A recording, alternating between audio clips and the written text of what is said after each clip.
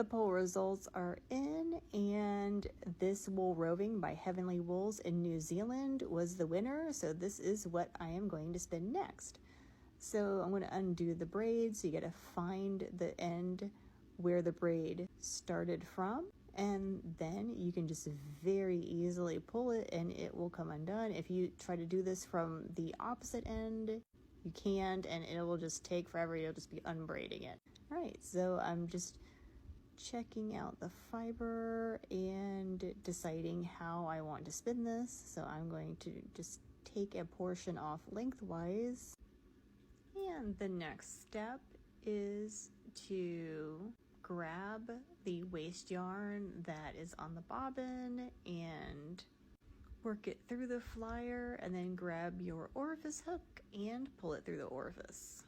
Having the waste yarn here gives your fiber something to grab onto so that you can start spinning it.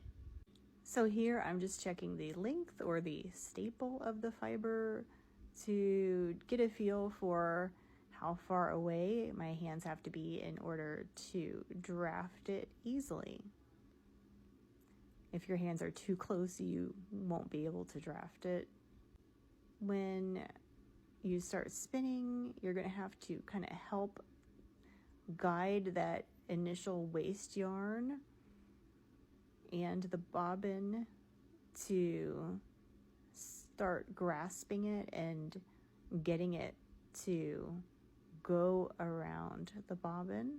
Otherwise, it won't have enough kind of traction on it and it'll just remain in the same spot.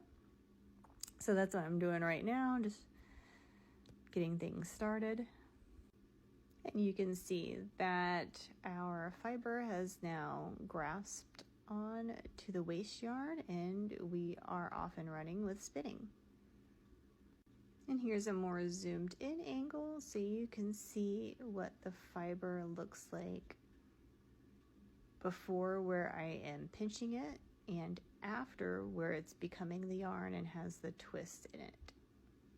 And I'll make a separate video to show the yarn being spun onto the bobbin. Here's just a quick bobbin check to show the beginning of it.